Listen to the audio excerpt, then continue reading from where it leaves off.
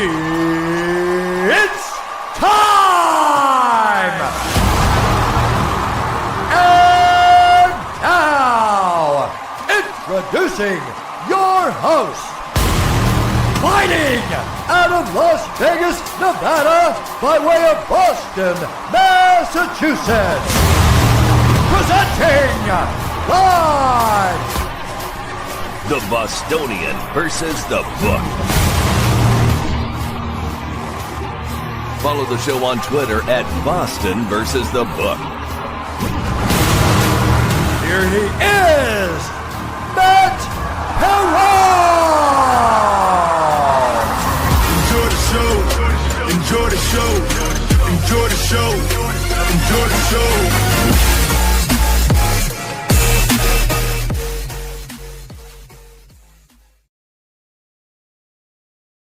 What's up, guys? How are you? Didn't want to unmute my microphone again for whatever reason. Welcome into a Tuesday's episode of the Bostonian versus the Book. My name is Matt Perrault. You guys are following us at Boston versus the Book, but if you are watching on YouTube, thank you for being here. If you're watching on X, do me a favor and tell me you're watching on X, because I can't see it on X right now. I don't know why.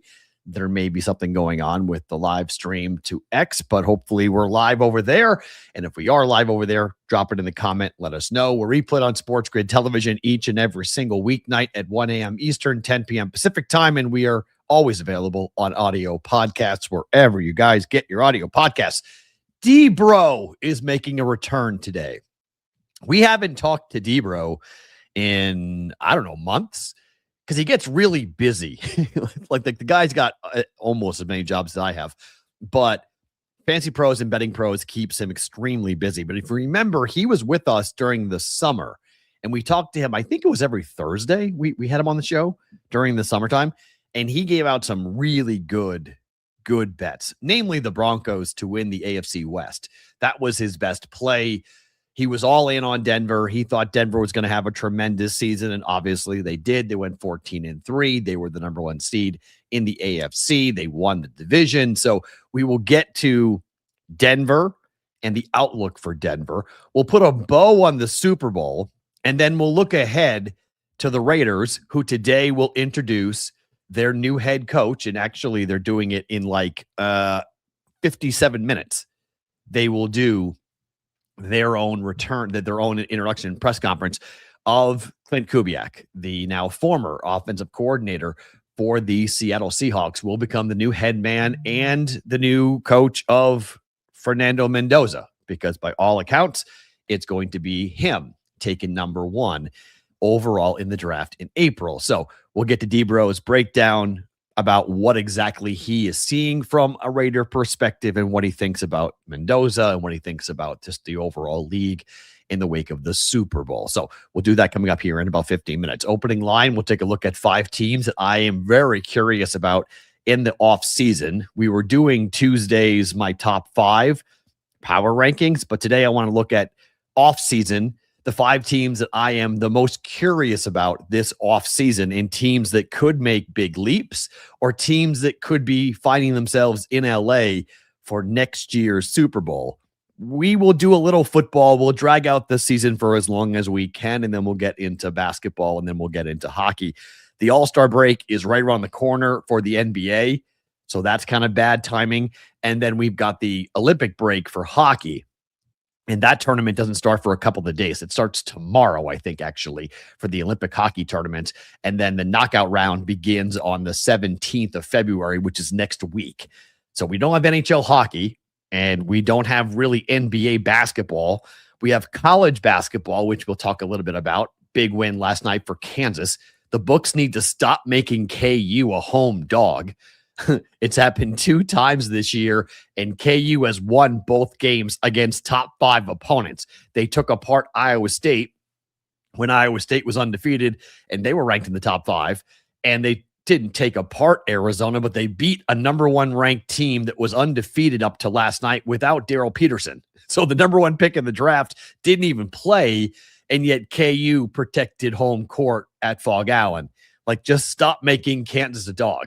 We talked about it yesterday. Like, You just, when KU is a dog, it happens so infrequently at home for them to be catching points. It's just kind of like an auto fire. Like, you just have to take the points. Like, Kansas at home is ridiculous. So huge win for KU last night.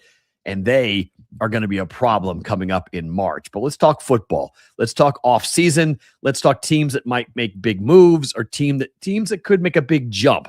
Top 5 teams this offseason for me here with the opening line.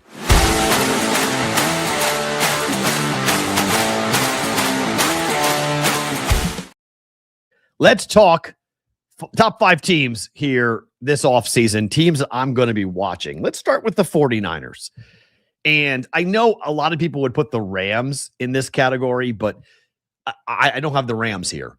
I have the 49ers because I am really curious as to what exactly Kyle Shanahan's going to do in the wake of the year he just had, where his team went 12-5. And a lot of people, when you look at what they were able to accomplish with the patchwork quilt, without having Nick Bosa, without having Fred Warner, without having numerous wide receivers that went down. Yeah, sure, they still had Christian McCaffrey, but Trent Williams was not healthy at all year. I mean, this could have been, and probably was, Kyle Shanahan's best coaching job. So what happens in the wake of that?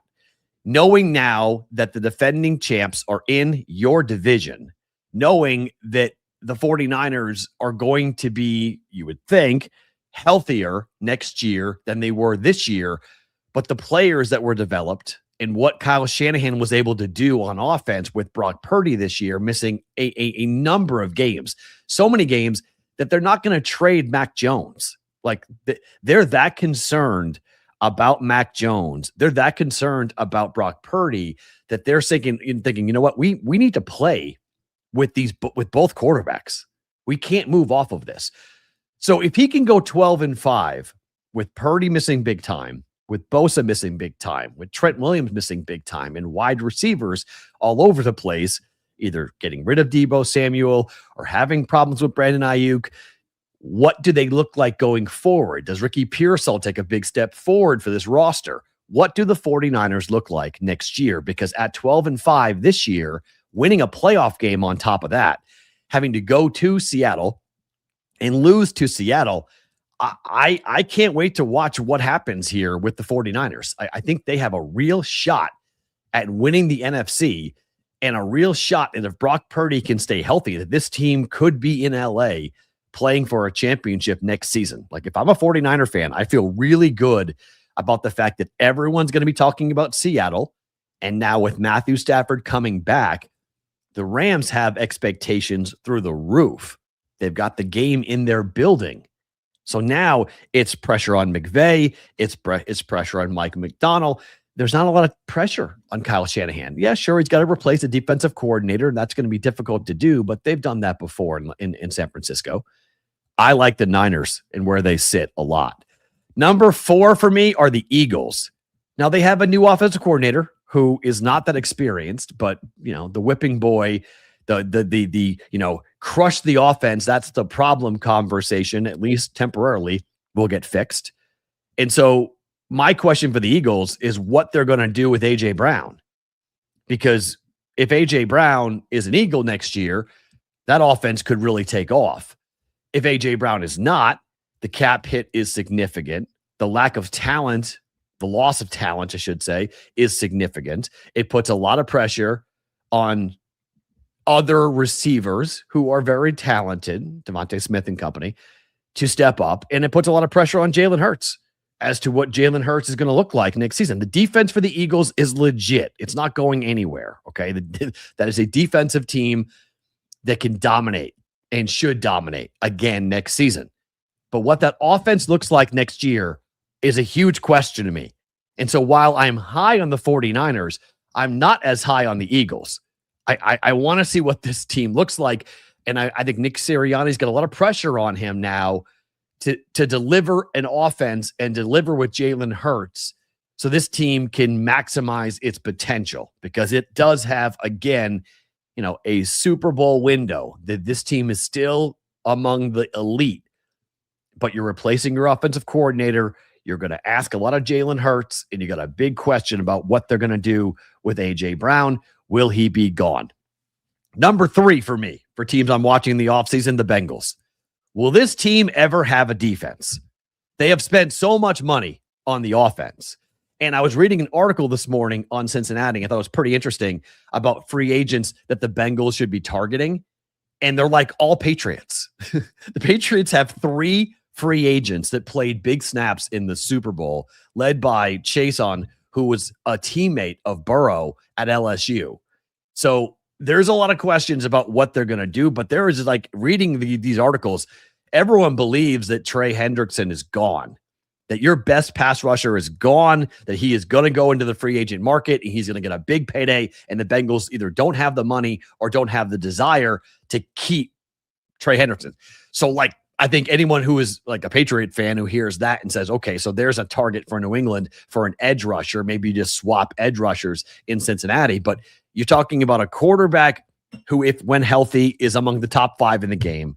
A wide receiver is a top 5 player in the game, maybe top 3 player overall in Jamar Chase. T. Higgins is tremendous. Their offensive line is good enough. Their running game is good enough. Burrow staying healthy is a huge question and has to happen. But what happens with that defense for Cincinnati? What do they do? How do they do it? Do they spend? They've got cap space. They've got the money to spend. Will they go out and spend is a huge question for me. Number 2 is the team that I talked about at the top that's going to be introducing their new head coach.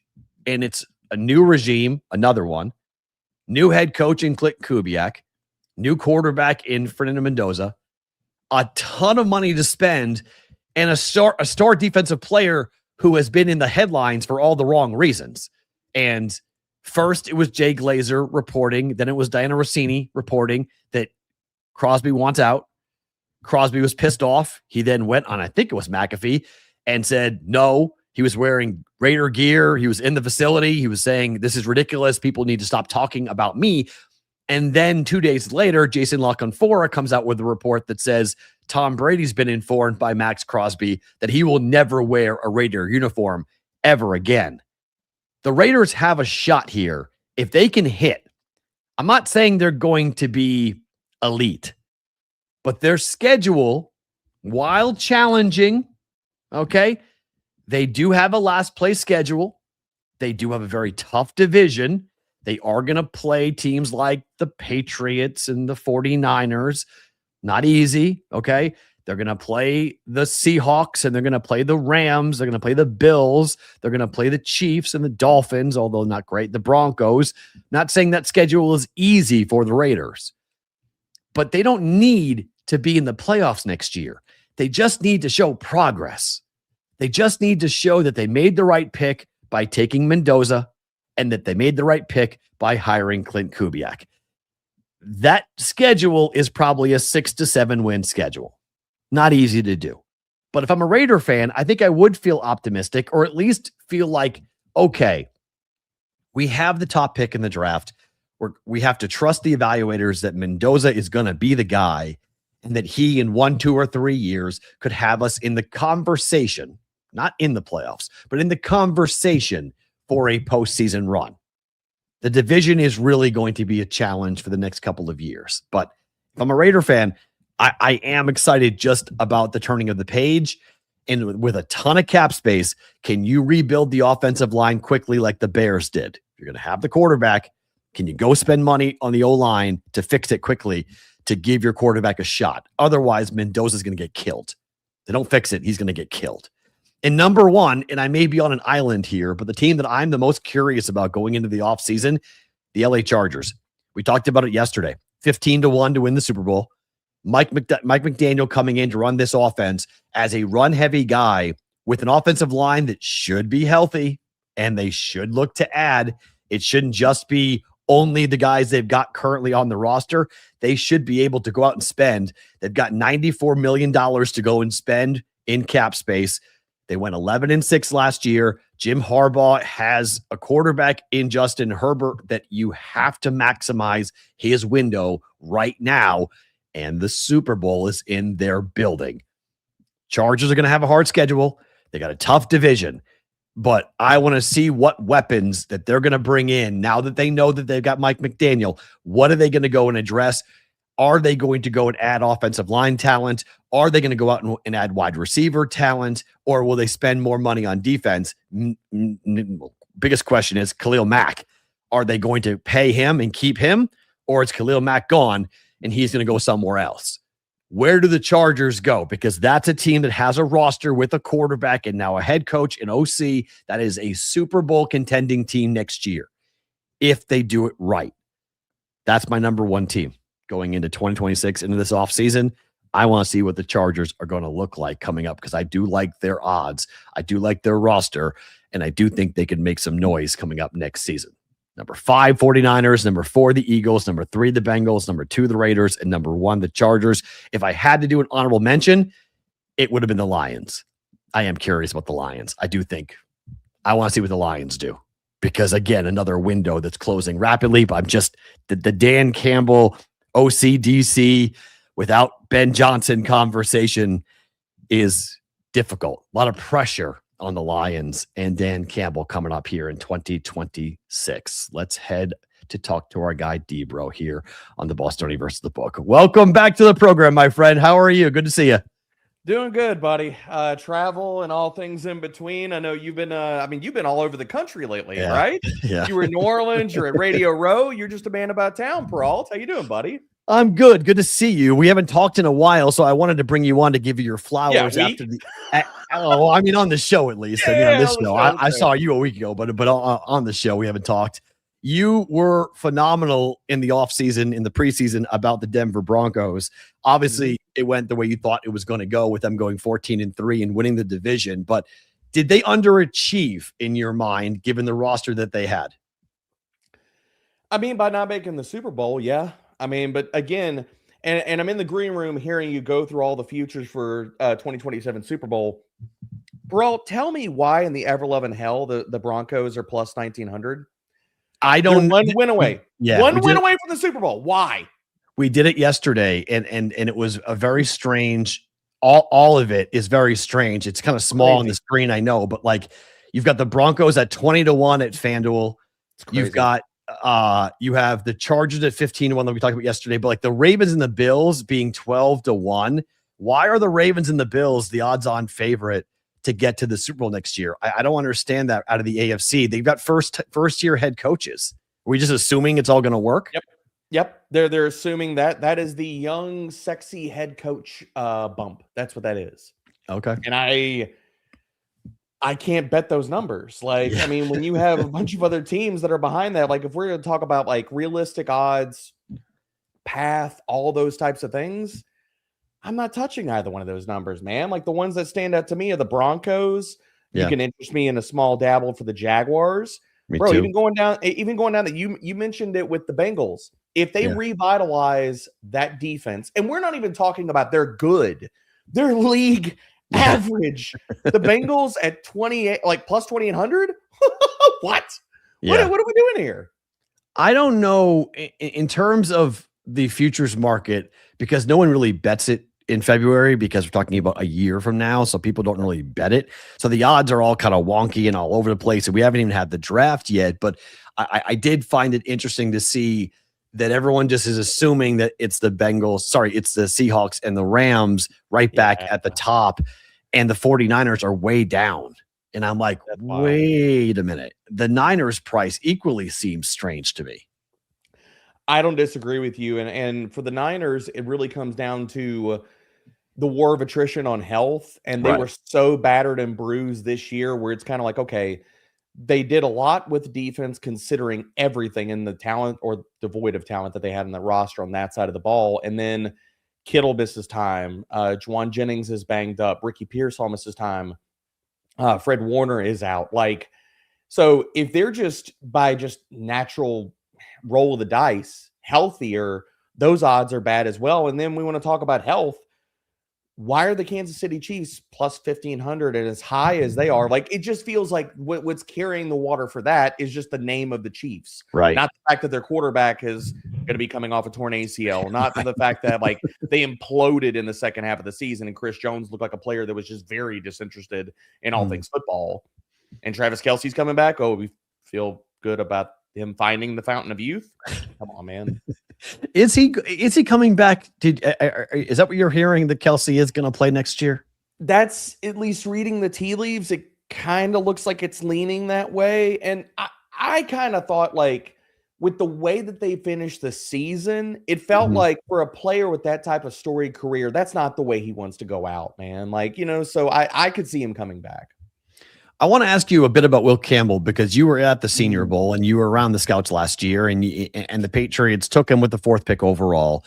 And he then today has revealed that he was playing with a bum. We knew he hurt the MCL. He said he tore it with a sprain or a tear. It's all kind of speculative and doesn't really matter in my mind. He didn't play well in the Super Bowl, had one of the most poor performances by an offensive lineman in the history of the game. But was that like the big fear that you were hearing about people that saying, like, hey, he's an undersized left tackle, and putting him out there as a rookie, that there could be problems against larger, more experienced defensive ends and edge rushers? I mean, that was the fear. And to that point, I mean, I think a lot of the injury played into that, man. And I really feel for Will Campbell, like, in all social media and stuff, he's just getting dragged by every single outlet talking about the stats and this and this and this. If you look at the totality of his rookie season, he wasn't bad. Like, was he amazing? And like, he hit the ground running, and he's Penei Sewell, he's a top tackle in the league? No.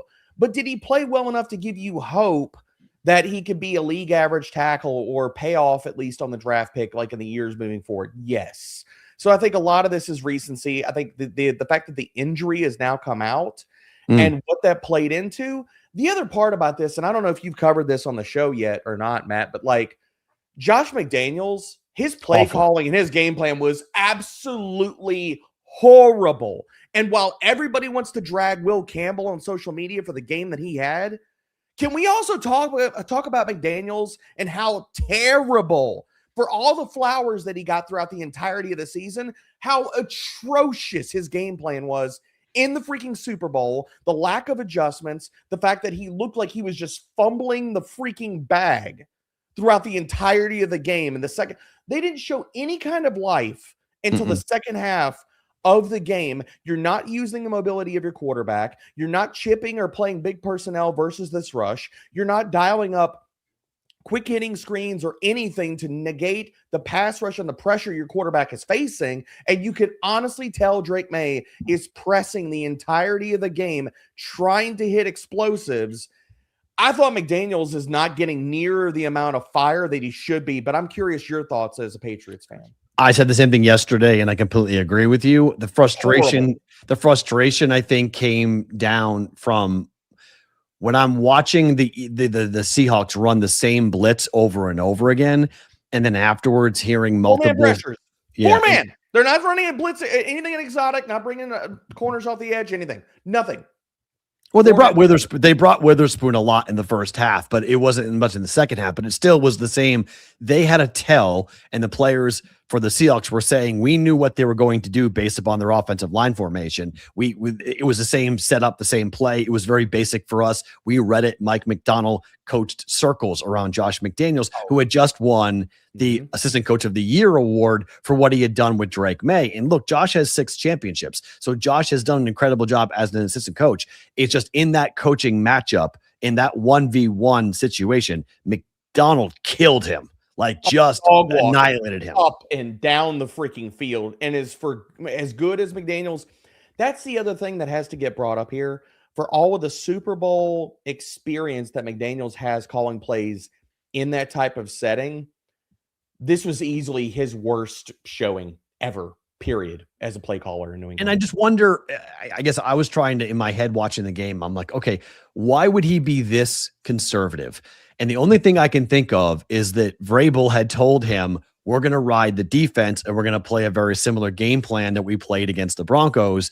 And we're just going to try to avoid the big mistake and not get Drake hit because the shoulder, I mean, maybe it is more serious than we think. He said it's, it looks like a shoulder injury that does not need surgery. So that maybe is an AC joint, or maybe it's some, strain. A tear. Yeah. Well, it's a labrum tear. He's out for next year. That's the thing. Like, if he tore his labrum, that's a surgery needs to be repaired. And at 23 years of age, that's significant. I'm praying that that's not what it is. I hope it's just a guy who's 23, got hit a lot and the shoulder, just needs a lot of time to rest and not throw for a little while. But you combine all these things together up against a defense that just was seeing red and had no fear of the Patriots going over the top or anybody beating them. I mean, that was just a walk in the park dream scenario for that Seahawks defense.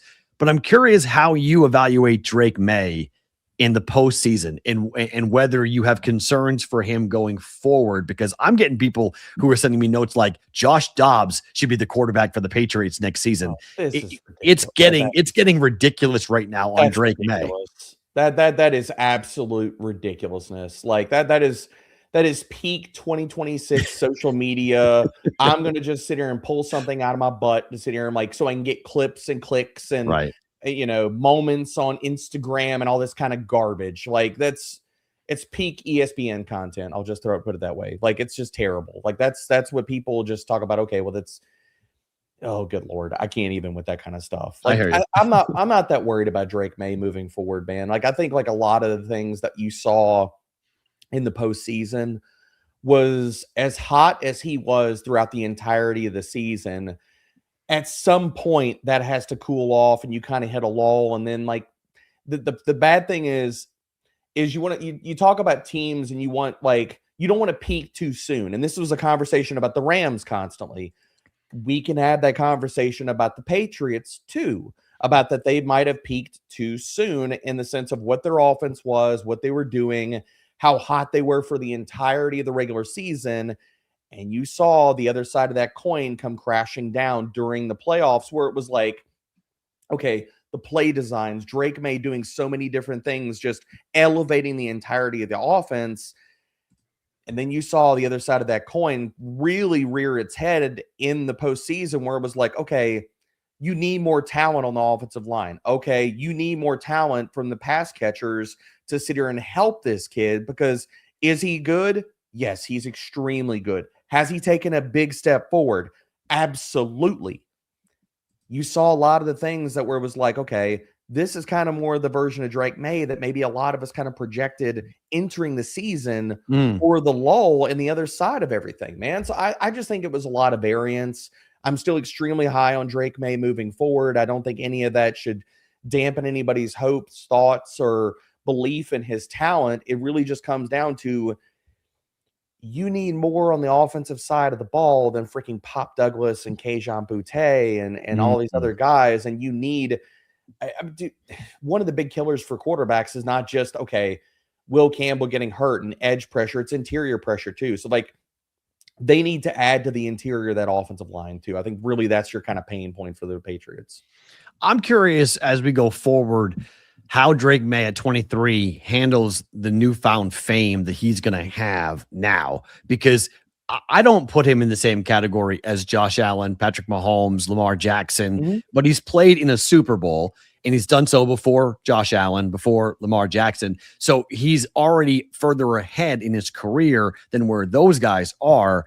And just, he seems like a pretty down-to-earth guy. He's already married. He seems like he's not going to be doing the social circuits and going out there and doing all the TV shows and whatnot. But from a growth perspective, how big do you think it was for him to see the level of defenses from Texas, Denver, and now the Seahawks, that he has seen everything that teams are going to throw at him for the next couple of seasons?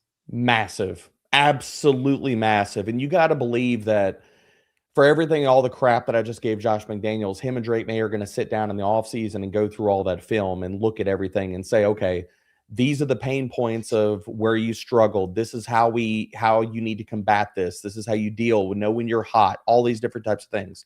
Because the big thing, again, going back to the Super Bowl that I kept watching throughout the entirety of it is when they would line up in 12 personnel and they were chipping somebody, whether it was Hunter Henry or Austin Hooper late in the game, they're chipping one of the edges off of the they're chipping one of the edges, and then the tight end gets into a route.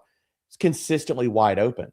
And Drake May wasn't even looking there because he was big play hunting. And you could see that just in the entirety of how he was playing. And so some of this is also going back into take what the defense gives you at times. Are you going to have to dink and dunk? Are you going to have to not be so aggressive and you're looking for the 30 or 40 yard explosive play and just take what they're freaking giving you?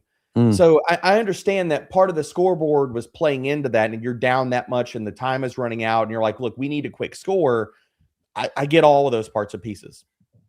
But that was also a problem like when it was earlier in the game and we're not in the fourth quarter. So I think having a full off season and to your point about Drake May, I think he's got a great head on his shoulders, man. Like I think like his type of the way that he handles the media, he's not one of those guys that's really like in the public spotlight, like out and about and doing all that kinds. There's so many parts where you can, there's clear parallels where you can draw to like even Jalen Hurts, man, where they're both just really calm, cool, collected guys at the podium. They don't put themselves in the public spotlight. Off the field, they don't put themselves in trouble and stuff. You're not going to see Drake May speeding caught like doing 110 on the highway and stuff at 3 a.m. or he's having like, there's any other kind of things that he could get suspended for. You're not going to see any of that. So I think he's going to handle all of the pressure and stuff like that pretty well, considering because of how he handles the media. On the flip side, we see a quarterback in Sam Darnold who had no success up until the point where he got to the Vikings. And then he wins 14 games with the Vikings, and that's not even enough for Minnesota. They determined we're going to go with J.J. McCarthy and let Darnold walk. The Seahawks did not want Sam Darnold. They wanted to keep Geno Smith, but Geno wanted out, so then Geno winds up going to the Raiders, and we know how that went. Darnold winds up winning the Super Bowl with the Seahawks.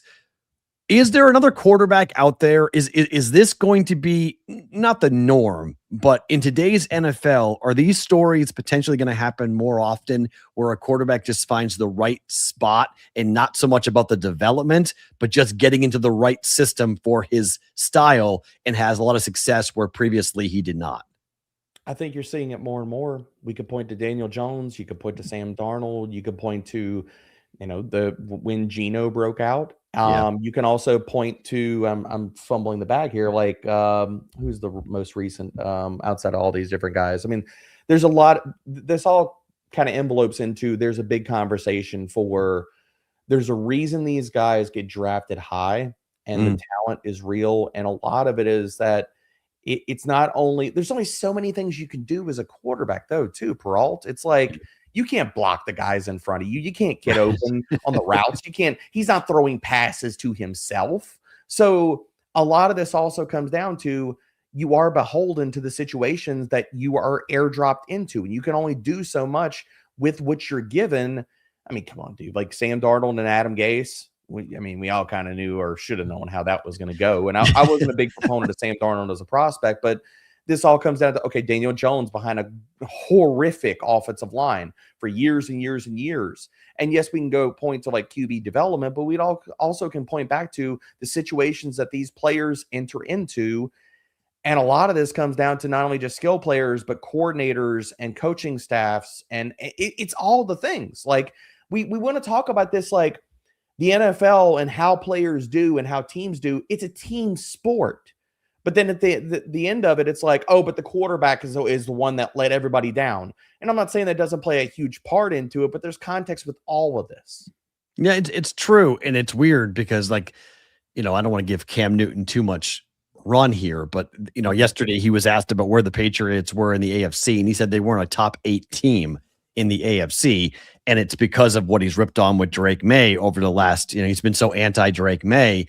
And I just came back to me going like, are we going to totally just say the Patriot defense did not play the biggest role in them getting to the Super Bowl? Like the reason why they played in that game on Sunday was not because of Drake May, was not because of the offense, wasn't because of Stephon Diggs or Ramondre Stevenson or Will Campbell or anything else with the Patriots offense. It had everything to do with their defense. And I think the team aspect, what did Seattle do on Sunday? The offense had 12 points in the fourth quarter. The offense didn't do anything. It was all the defense for Seattle. So I think fans are maybe coming around to the idea that we've put too much pressure on the quarterback and not given more respect to the team and who had the best team, not the best QB. I could not agree more. And for everybody, and I'm not taking away anything from Sam Darnold here. Who won that game? Yeah, Ken Walker and the defense. It wasn't freaking Sam Darnold. Let's just keep it honest here. For everything we want to, toss the flowers in the direction of Sam Darnold. Did he play good? And he was also backed by the best freaking defense in the NFL, hands down. That was absolutely just crushing every single opponent that was put in front of them outside of maybe Matthew Stafford. Right. I mean, they basically pantsed every quarterback throughout the entirety of the season outside of Stafford. And they beat him twice, even with Stafford playing well, that they still were able to beat Stafford twice. Mm-hmm. Speaking of the Seahawks offense, Clint Kubiak is being introduced in 30 minutes here in Vegas as the new head coach here for the Raiders. What's your take on Kubiak? What's your feeling about the hire? And then what do you make of the first pick, most likely being Mendoza at Indiana? I think this is honestly probably the best guy they could have gotten, because you're looking at and the big, and again, we just talked about defense and these young defensive-minded head coaches now kind of all being in vogue, and teams are searching for the next that guy. I mean, we can also talk about offensive-minded head coaches made a pretty big splash this year. You could talk about Jacksonville. We just talked about Denver and everybody in between and what the 49ers did and everything. So teaming the top quarterback in the draft, and we all know he's going to be a Raider, Mendoza, and marrying him to Kubiak for the short and long term is just good process, man. Because again, we talk about how do these young quarterbacks fail? How many of these quarterbacks don't see their head coach make it to year 2 or year 3, or their play callers get yanked? They do a good job, and like Kubiak, they move on to head coaching roles in the future. Now, we're not worried about with Drake May and Josh McDaniels because he's already, crapped the bed and flamed out as a head coach. He's never going to get another head coaching job, rightfully so. No. But with Kubiak, it's a good marriage, man. And I already got through Mendoza's film and stuff. I'm very high on him. I mean, I think that he's one of the cleanest projections we have for a quarterback prospect in the last few years, in the sense of you really know what you're getting from a guy that can keep the offense on schedule. You know what you're getting from him as far as an arm talent and running the freaking offense. And I think that since in the Patrick Mahomes era of the NFL and how we're evaluating quarterbacks, and I'll say we in the conglomerate of NFL teams and evaluators and people in content and all that type of stuff, has been putting the onus on chasing the next Patrick Mahomes and really glorifying what all these guys do off schedule and these plays, the highlights, and blah, blah, blah, blah, blah, blah, blah. And it's like, when you really come down to it, it's all about running the freaking offense and keeping the offense on schedule and doing the things that you're supposed to do as an NFL quarterback for the majority of the freaking game. Because all of those plays, it's a handful of plays where any game situation might ask a quarterback 2 to 6, maybe 10 plays, not even that many in most games, where you're asking them to put on the Superman cape and do the extraordinary in that moment. The rest of the freaking game is just running the dang offense, completing the passes that you're supposed to complete in those moments. And Mendoza, that is what you're talking about.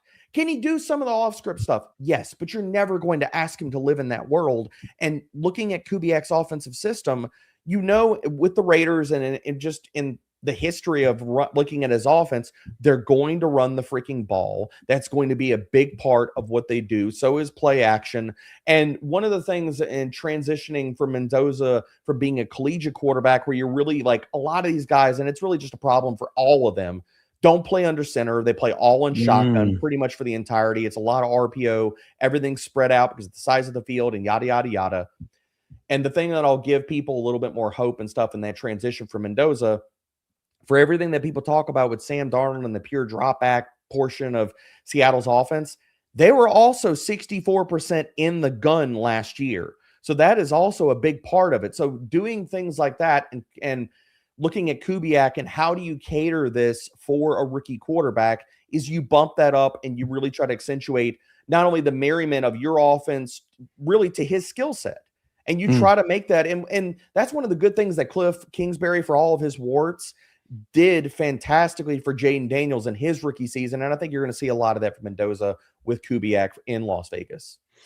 Get you out here on this. Max Crosby, according to a report, Jason Luckham reporting over the weekend, that he is never going to wear a Raider uniform ever again. If they're taking a rookie quarterback with the first pick, and then bringing in a first-year head coach who's never been a head coach before. His dad obviously has a history in the NFL and a great one, but Clint Kubiak does not have a history as of yet. If you're the Raiders, do you want Max around if he's uncomfortable, if he's unhappy, or would you look to ship him and shop him? And if they did do that, what do you think a decent return would be for one of the better defensive ends in football? The thing that's working against them, like with Crosby, is pretty much the age. And I'm not saying he's ancient by any stretch of the imagination, but you're also not talking about a player that's, 25, 26, things like that, or, on the younger end of the spectrum. I think for Crosby, it all comes down to what our team's going to offer. And dude, if you're the Raiders and you could get a second round pick, you take it. You just do. And that's probably too pie in the sky. I don't know if you're going to get that unless you're pushing it out to 2027. Wow. So no first round pick for Max Crosby. I don't see that happening. Wow. I mean, could it happen?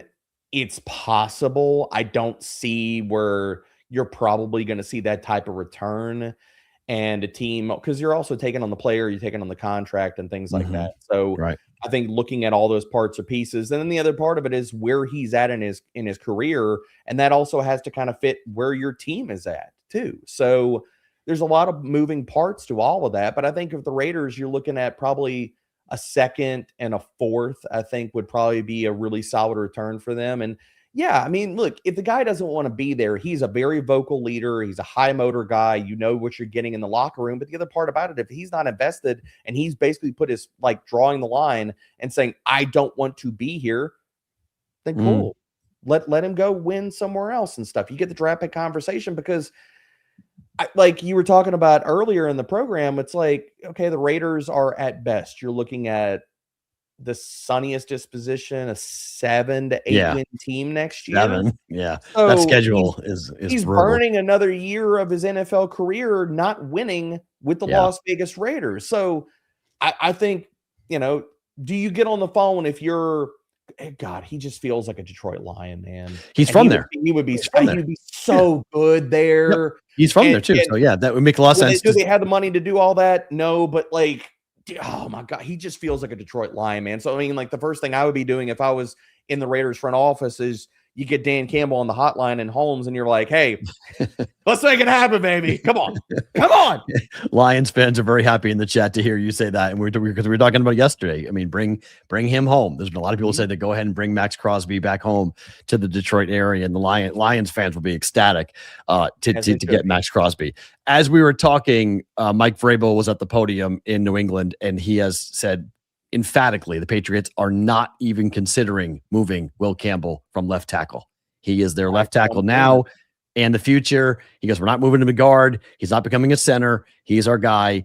And it's you can kind of understand they were in the Super Bowl, for goodness sakes. Like he didn't play well in the game, but he's a rookie and he's going to get better and they're going to coach him up. And so all this talk about Campbell being kicked inside. I mean, we talked to Fitzy from WEI in Boston yesterday. He said kick him inside.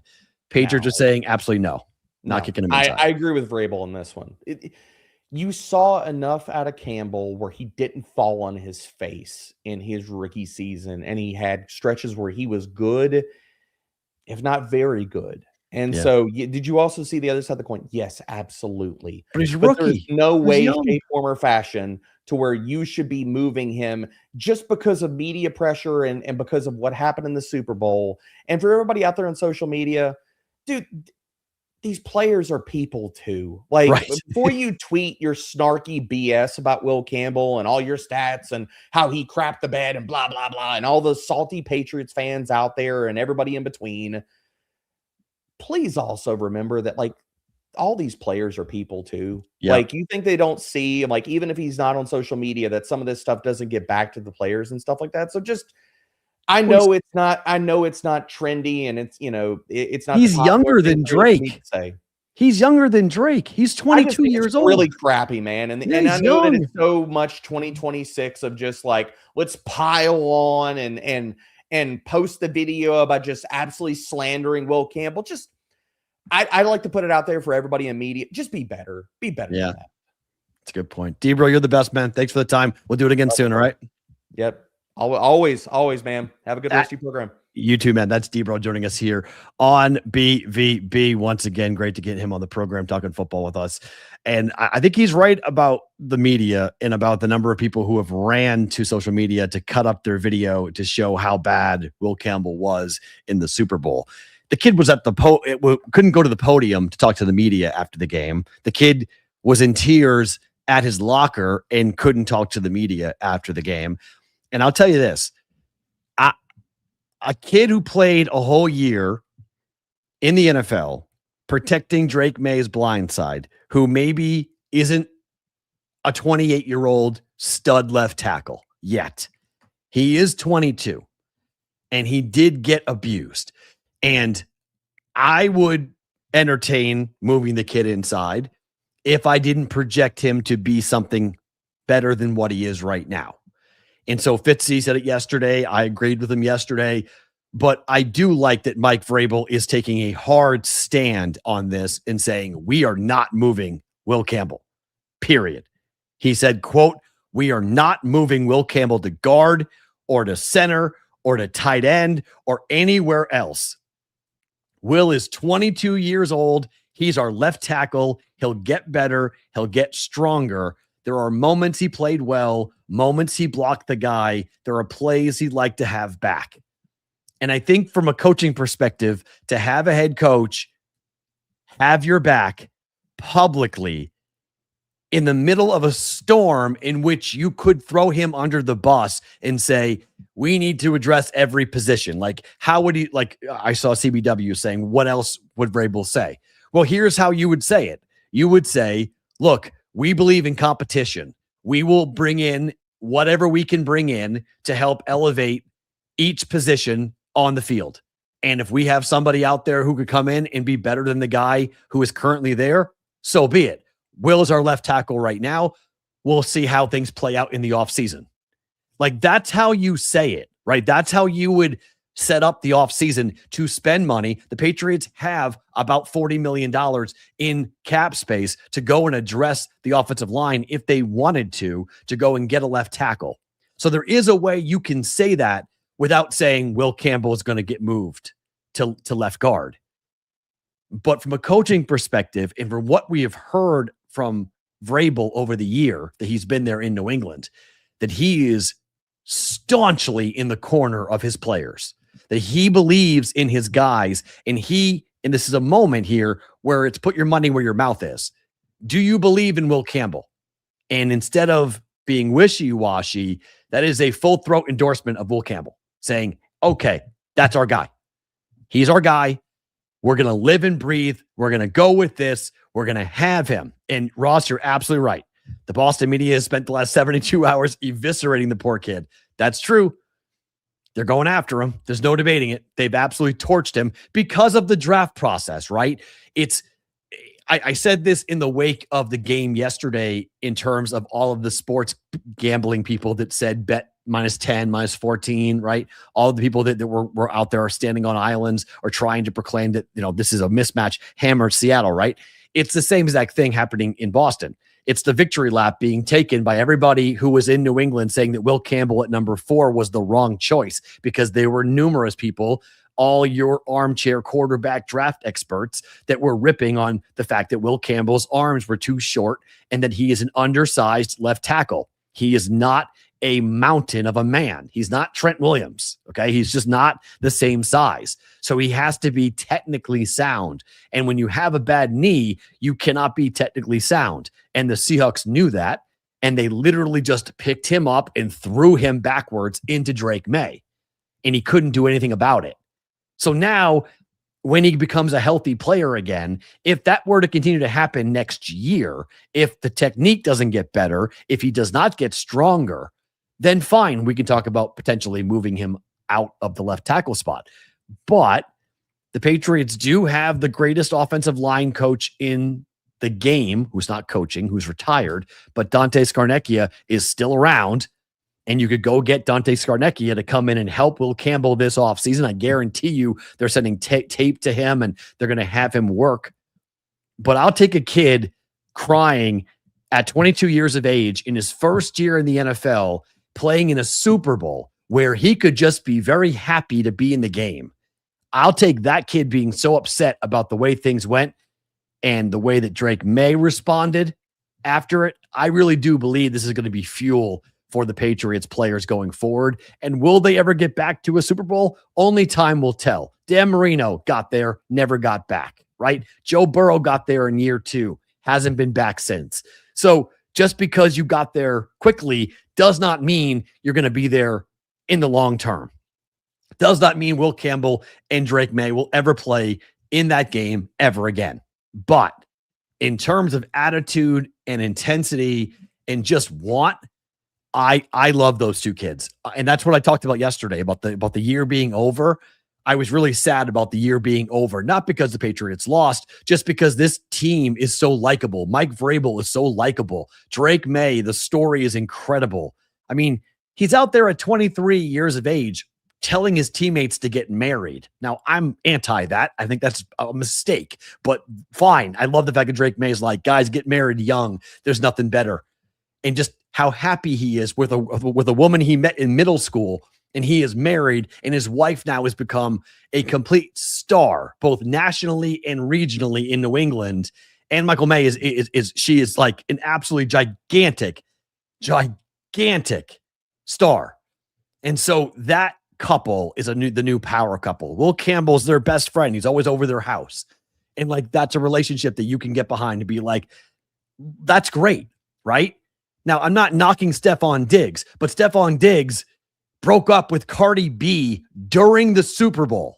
While the game is going on, Cardi B was pissed off because she was in a suite and Stephon Diggs's because he has like 12, baby mama was down in front row at the 50-yard line with the best seat. And that pissed off Cardi B.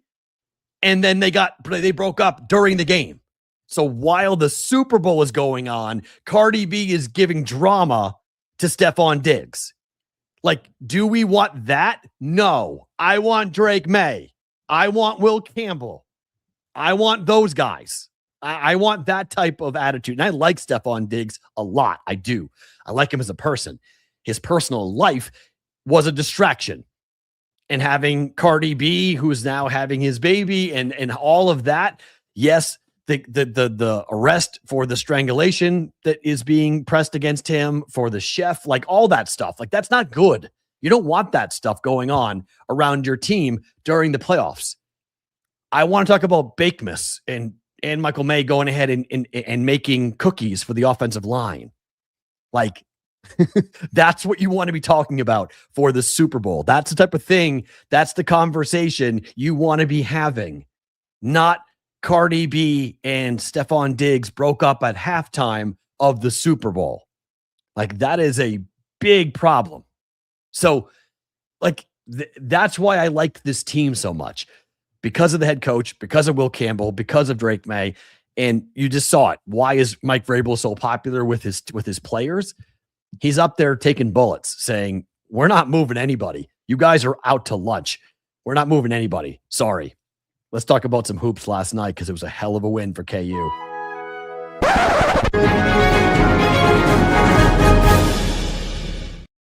All right, what happened last night? The books need to stop making KU a dog at home. Stop. Like, this team, you're giving these guys points. You can't give these guys points, period. Like, just don't. Darrell Peterson didn't play.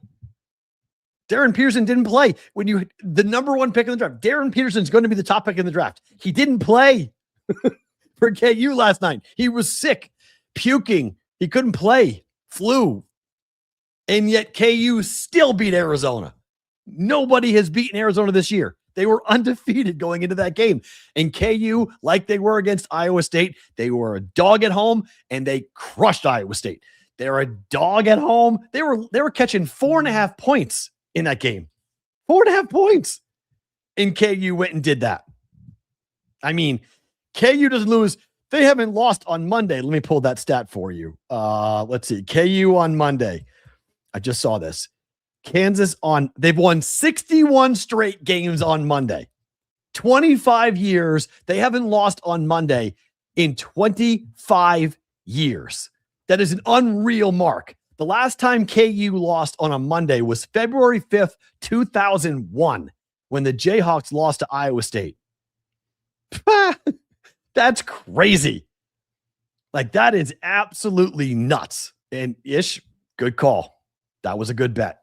I mean, yeah, I agree. KU come March is going to be a problem. And after the game, that's what you heard from, coaches and players from Arizona saying, like, guys, you need to stop sleeping on this KU team. Like, we're all talking about Darren Peterson. We're all talking about him, but their roster, their team is really good. And Tommy Lloyd was very emphatic, saying, like, stop sleeping on this KU team. This team is good enough to win it all.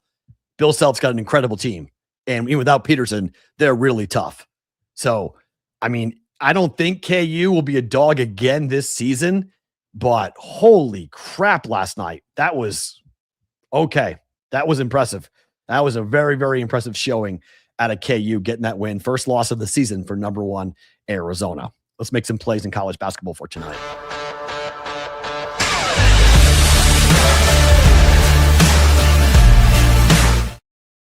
All right, tonight there's 2 games in college basketball that I want to take a look at. The Just to Pick segment being brought to you by the BettingPros' prop bet cheat sheet. You guys can go and download the BettingPros app to find the prop bet cheat sheet for all of your NBA plays and baseball soon to be coming up in a couple of months, or go to bettingpros.com/props.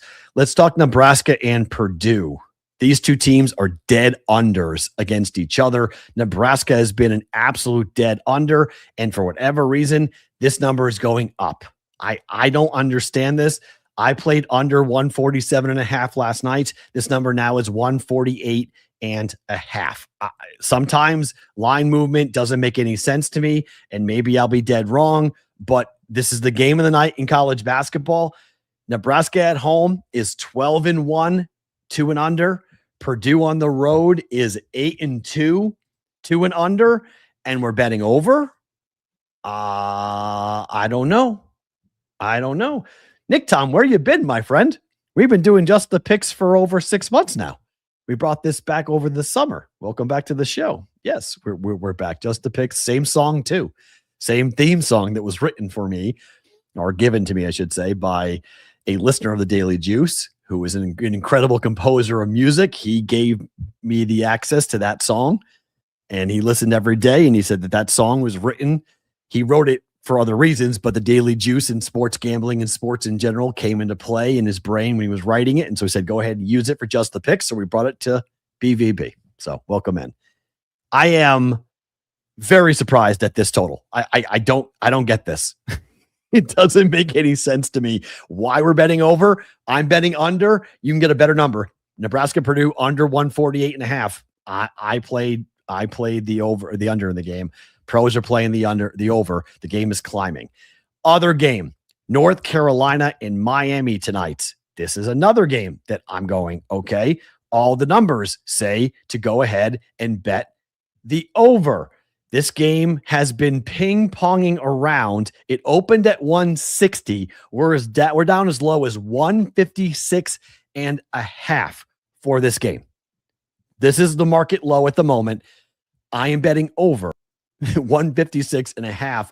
160 in all the action has come in on the under. North Carolina on the road this year has been an absolute over machine, 6-3. But Miami at home is 11-1-1 to the over. 11-1-1. Before the game against Duke, North Carolina had gone over 9 consecutive times. And so that game goes under. So all of a sudden people are like, yeah, they're going to play under games.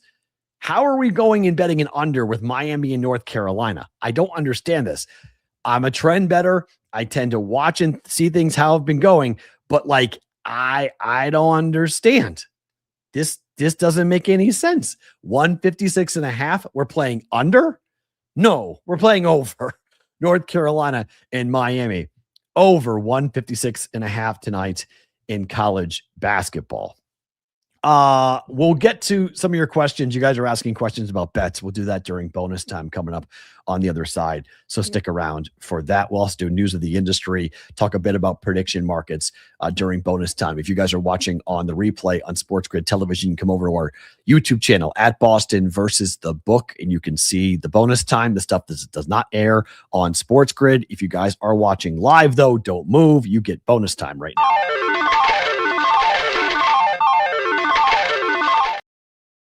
Oh, let me see. You guys are asking a couple questions here. Off topic. Red Sox to win the division. I think it's a decent play. I like the fact that they now have a third baseman, but he's only 26. The trade they made to go get the kid from the Brewers to come over and play third base. I do like that. The rotation for the Red Sox is stellar. There's no debate that the rotation is going to be the strong point of the Red Sox. I am a little concerned on the offense. I'm not going to lie. It does make me a little concerned. The Red Sox will start playing spring training games coming up on the 21st of Minnesota. So I think we've already had, and you guys in New England, correct me if I'm wrong, have we already had Truck Day? Did that already happen? Truck Day is when they load up all the gear outside of Fenway Park and they drive it south to Fort Myers. It's like a holiday for people in New England because it's a signal that the warm weather is someday in the very near future going to come back, because it has been Arctic cold with a ton of snow. It has been a very difficult winter in New England, one of the worst in the last 10 years in New England. So everyone's looking ahead to Red Sox baseball, looking ahead to what's going to happen here for the Red Sox. But I think if you are a Red Sox fan, and I am one of them, I think you have to be excited about the pitching rotation. I think you have to be excited about the fact that, oh, wow, Verlander just signed with the Tigers. Whoa, I just saw that. Verlander is signing with the Tigers. How about you guys are getting your boy back? All right. I don't hate that. I don't hate Verlander going back. But the Red Sox won 89. They won 89 games last year, which is way more than people thought they were going to. I told you when it was like 78, 79, I was like, bet the over. So I was on the over with that. But you have Crochet, you have Sonny Gray, you've got Brian Bayo, you got Whitlock in the bullpen, you got Chapman as the closer. I mean, you've got a really, Oviedo could be a sneaky fourth or fifth guy. We'll see what the early kid looks like. He's only 22, so he's like the one young wild card who could be coming in. I think the bullpen will be decent. You have a great back end, but it's just going to be lacking. I mean, you need Jared Duran to hit, period. His defense is great. He's so good on the base pass, but he's got to hit. He's got to manufacture. You need Trevor Story to stay healthy. You need Roman Anthony to be your best offensive weapon.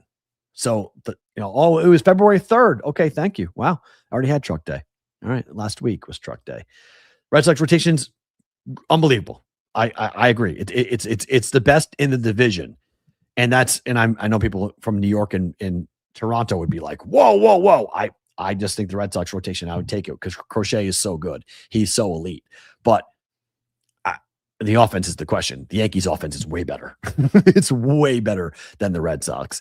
And Toronto's offense, even though they did lose, obviously, they lost bats off last year's team that won the pennant, they're still going to be a very formidable offense to go up against. So I don't know.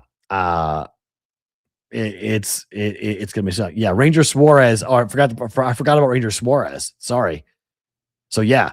So Crochet at the 1, Suarez at the 2, Sonny Gray at the 3, and then the 4 and the 5 is sort of like, Cole is good. I don't, but who would you take for your life? CBW. I'm handing you a baseball. You want Cole or you want Crochet? You'd be lying if you said Cole. You'd be lying. Okay. Holy crap. I haven't looked at that yet. The Rockies win total is 51.5. Last year was 56.5, right? And we bet the under and we hit that. Huh. Wow. Cole and Max Fried over Garrett Crochet and Suarez? No. No. Sorry. No. I think that's nuts. I think that's absolutely insanity if you're taking that.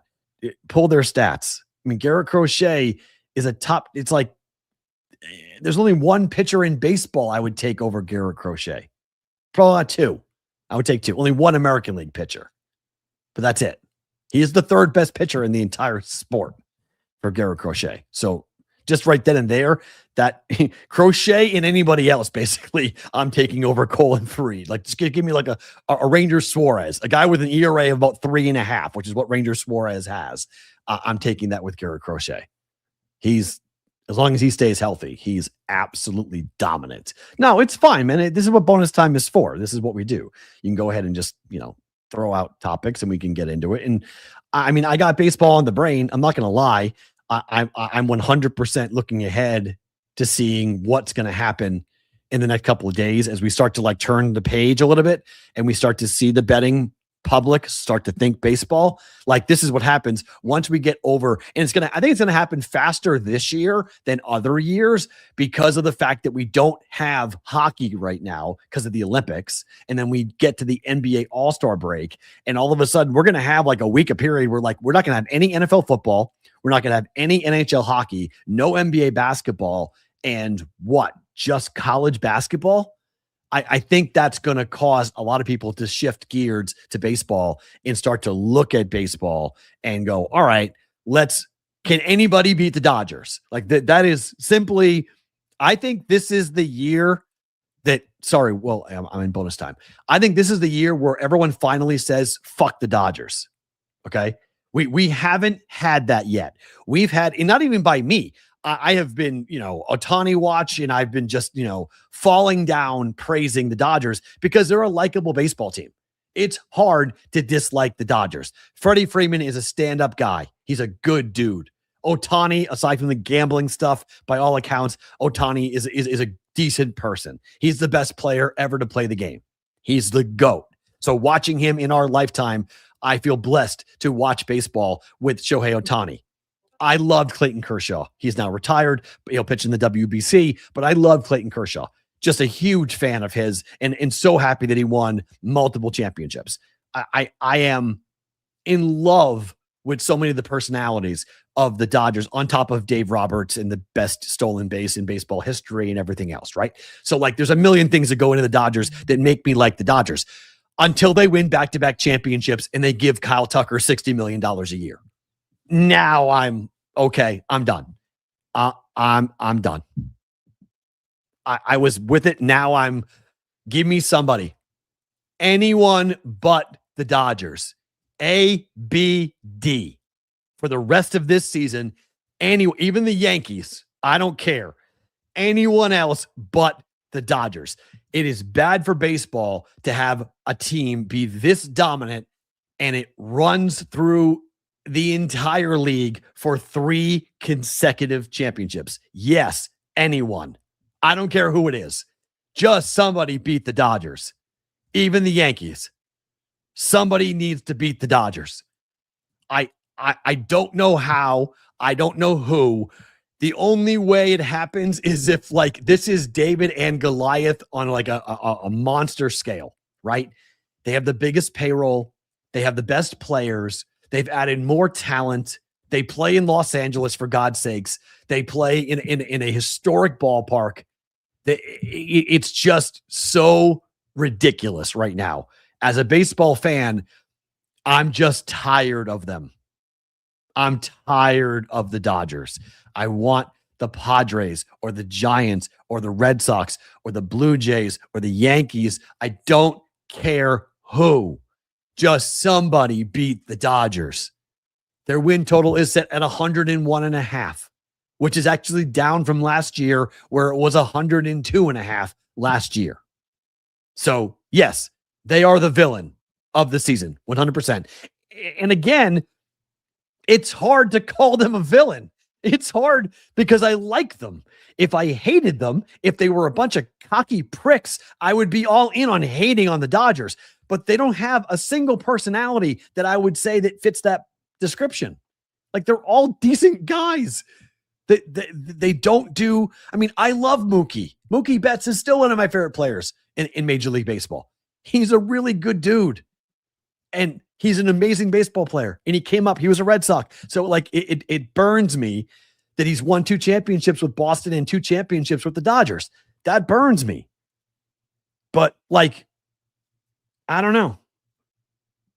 This is now it. I've hit this wall. I was driving the other day and I was talking baseball in my head and like breaking things down. And I was finally just like, I'm done.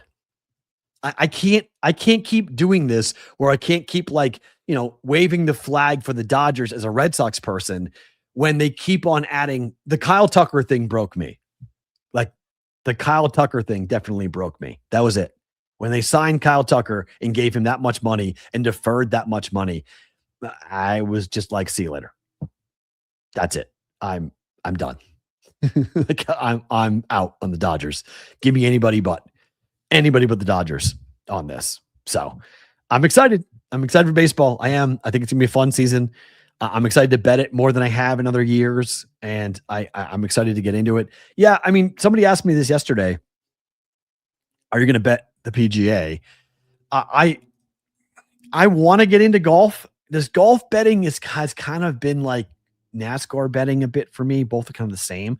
I just haven't done well. Like golf is something you have to like really watch and really follow. And I don't do a great job of it. Like the Pebble Beach Pro-Am is coming up this weekend. And I know people are like, okay, Matt, what are you going to bet? Like, what are you looking at from a schedule perspective? I'm kind of like everybody else. I kind of turn the page when we get to like the players in late March. Then I kind of go, all right, let's bet golf then. I mean, I don't normally bet the Arnold Palmer, but maybe I will. The Genesis is coming up in LA. I'll watch that. That kind of will get me back into it. So, I'll probably watch the Pebble Beach Pro-Am. Rory won this thing last year, and then I probably will start betting for the Genesis. I'll probably start betting on that, but I'm not like full throw. And frankly, look, NASCAR, I always bet Daytona, whether I know anything or not. I'll bet Daytona just because it's Daytona. So that's coming up here next weekend. So I'll get into that. The duels are what, Thursday for the duels?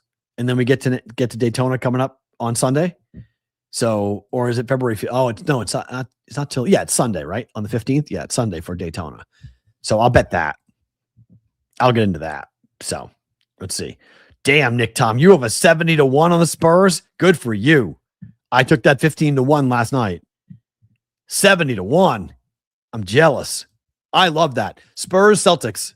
I think those are if you're looking for NBA futures right now, I bet the Spurs and the Celtics last night.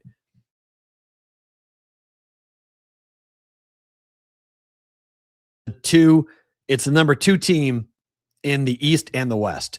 So you're not taking the Pistons, you're not taking the Thunder, you're taking the 2 and the 3. So if they both wind up going into the Western Conference and Eastern Conference finals, you can go ahead and turn around and you can hedge off that at 15-1. So, I like that a lot. I think that works. To be quite honest, I think that works. Let's talk some news of the industry.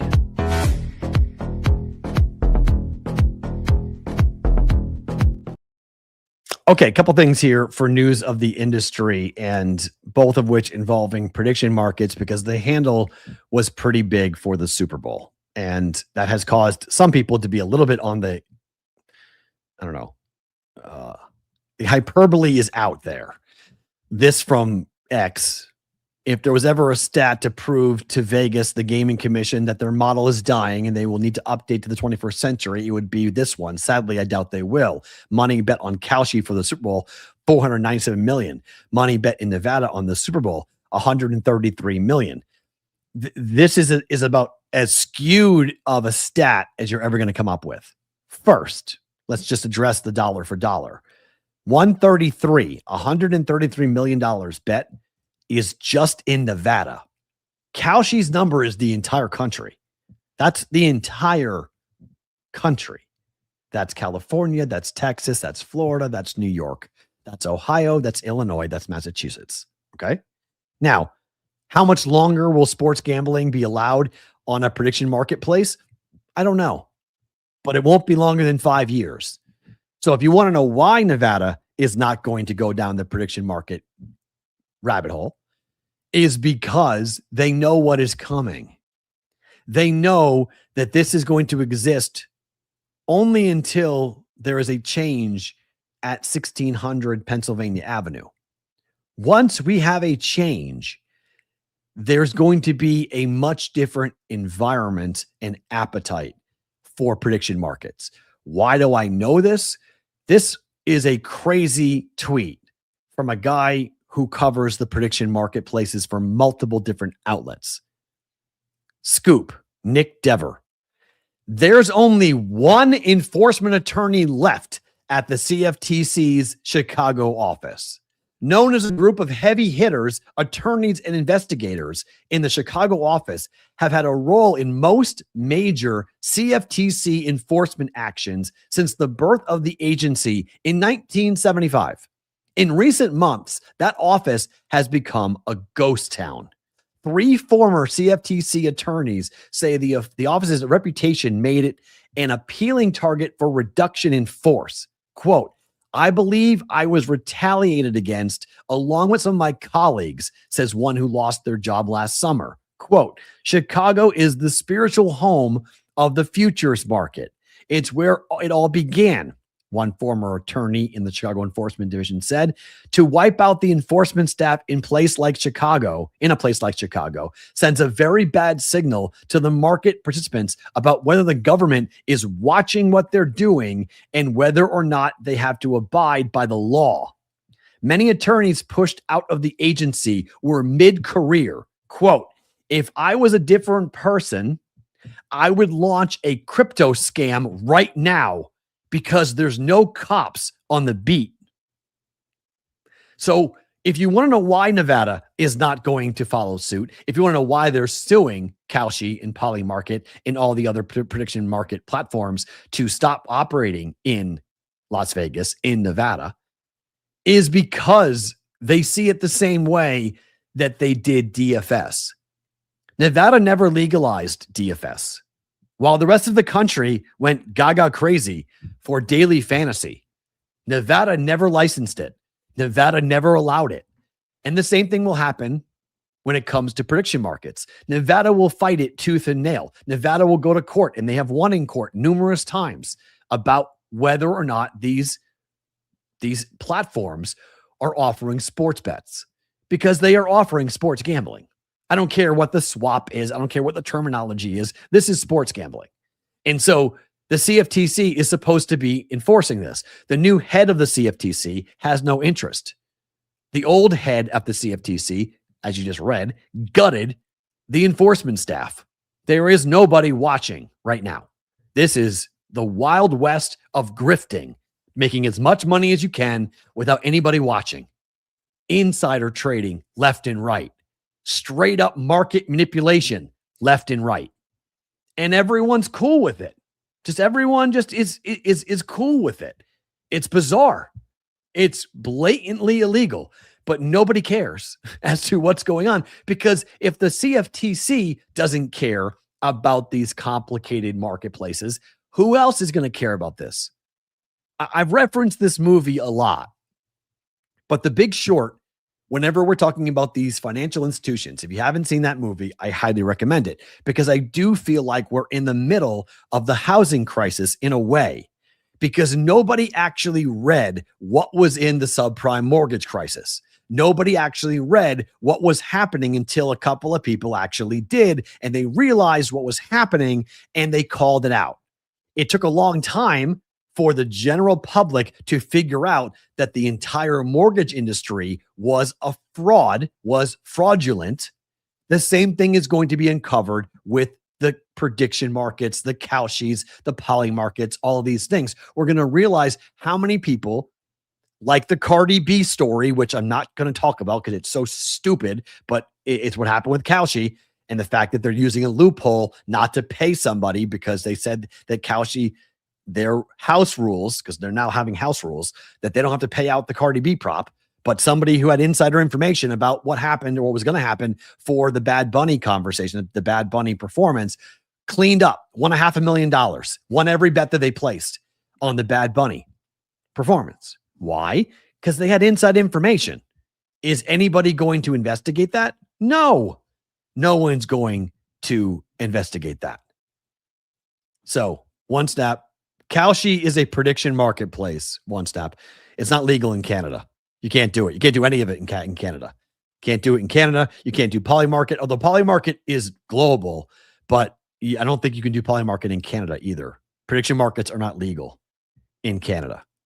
So, like, I will be very interesting to see what happens with this in the next 2 years.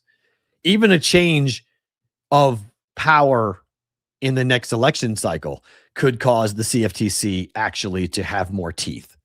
But they have no interest in enforcing any rule, any law. And if you are someone who is enforcing it, they're just going to fire you and move you off somewhere else.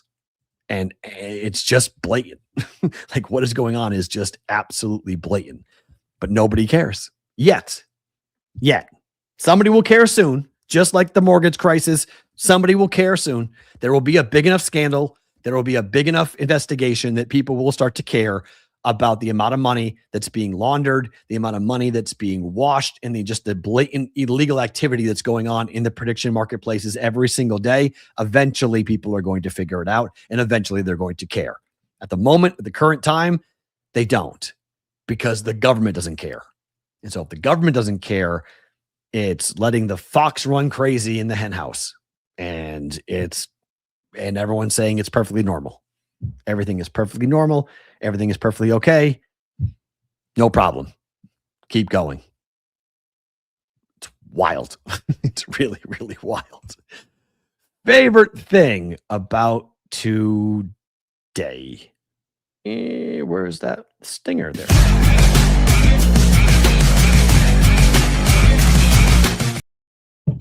Favorite thing about today for me is the weather, where it is gorgeous in Vegas today. And someone in the chat is asking about my shoulder. Thank you for asking. It is not great. The shoulder's not great. Can I golf? I can swing a golf club, Rincon. I cannot hit a golf ball yet. I've not been cleared to swing with contact. I've been cleared to swing, but I'm still dealing with, like, that's about as high as I can go. If I really want to push it, I can go up to there, but the shoulder just is not great. We knew it wasn't going to be great just because of the surgery and how long it took. I made a choice. I made a decision to go to Scotland and not have surgery. I could have had surgery after I fell down the stairs. I did not want to have surgery. I wanted to go to Scotland. I wanted to go to Oasis. And so I chose to do that. And since I waited 3 months after the injury, I knew the rehab was going to be longer. They told me the rehab was going to be longer. And so we had surgery in September. It's now February. So we're 5 months post-op. I think we're 5 months post-op yesterday for the surgery. So it's going to be, I don't know, 6, 7, 8, 9 months. Yeah. Range of motion issue is a big deal. I think I might have to have another surgery. If I was a betting man, and I am, Joseph C. Myers, I would say I'm going to have surgery again. That would be my gut. My gut tells me that at some point, but my surgeon has said that option is not on the table until we hit the 7-month mark. So that's not until April or May of this year. So if I still don't have full range of motion, I have plenty of strength in the arm. The one benefit is I can do almost everything from my eye level down. I have no issues. I can pick things up. I can lift. I can row. I can do all that. But the bummer is I can't do anything. Like, I can't shoot a basketball. I can't throw. I can't do any of that. So to get all of that, not great. So I got physical therapy today, and it's gorgeous outside, and we'll start, we'll keep trucking along. But now that football season's over, it is like full on, like, yeah, anything raising my arms I can't do. Like, I can do that. Now, remember, I screwed up my left shoulder too. So it's kind of par for the course. I tore the labrum in my left shoulder in 2008. So both my shoulders are messed up. So it's not that I'm 48 years old, and you just don't heal fast. You just don't. This is the one time where I have felt my age, where normally, like, I bounce, even after my labrum surgery, I bounce back pretty quick. I am not bouncing back quickly after this torn pec surgery, like it is. But golf wise, I don't have to have full range of motion to golf. I can still golf. The swing is not perfect, but the swing is, I can do that. So as long as I can load the club and get to this and then come through, I'll be fine. I've not been cleared for contact. So, yes, Rincon, you're 31. You cannot relate. Yes. You will be my age someday, though. In 17 years, you will remember when Matt was talking about being 48. I remember thinking, wow, I'm so young. 31's awesome. I loved 28 to 32. I had so much fun. I had so much fun. Enjoy that year. And people always talk about, like, what were the best years of your life? I wasn't someone who said, like, college was the best years of my life. 28 to 32 was so damn fun. Am I coming to Chicago this year? The next trip is hopefully going to be Pittsburgh, but Chicago's not out of the realm. My daughter really wants to go to Pittsburgh, go to Chicago. My daughter really is asking to make a trip to Chicago. So I think we're going to do a weekend when the weather warms up in Chicago. I want to go to the aquarium really bad I want to check that out. I've gone the last 2 times going to Chicago. I haven't gone there. I want to go to Chicago this summer or spring. I want to go to Chicago. I love your city, and Girl and the Goat is still a top 5 meal of my life. So I need to go and have that meal again because it was just epic. It was like life-altering meal in Chicago. So as soon as it warms up and it stops snowing, we'll head on over to Chicago and go check it out. But I'm a big fan. I'm a big fan. Did I ever do the Museum of Science and Industry? Nope, not in Chicago. I've done the Museum of Science in Boston, but maybe I got to check that out, Sonic. Thank you. I'll check that out. That'll be fun. Yeah. Well, remember, in April, I'm trying to go to Pittsburgh in late April, one snap. So, and Lou is going to be a part of it. So Lou is helping me plan things out. So that's what we're trying to do. All right. Finally, have I been to Canada? Yep. I've been to Canada, but I haven't been to Canada recently. I used to go up to Canada while I was in college. We used to go up because we could drink. So I've gone to Canada a couple of times. But I've been to Montreal, and that was 20 years ago, more than 20 years ago. So I haven't been to Canada in a while. I want to go to Vancouver. That's on my bucket list of places to go. I really want to go to Vancouver. So maybe this summer as well. Maybe I'll try to hit up Vancouver for a weekend. I really want to try to do the weekend trips because it's, even if I'm doing it solo, I want to try to do that because I got kind of the bug flying all over the place. And so, like, being stationary is going to be kind of this summer might be kind of tough for me if I'm in one place. I don't know what my plans are yet for the summer, but if I'm in Vegas, I may be looking to get out consistently on the weekends, just get on planes and fly up. No boat tours. And no, we did the boat tour in Chicago. I'm not doing a boat tour in April in Pittsburgh. No. That would be bad. Although they do have them with the Three Rivers. I do know they have them. So I won't be doing that. No, but we'll see how we go.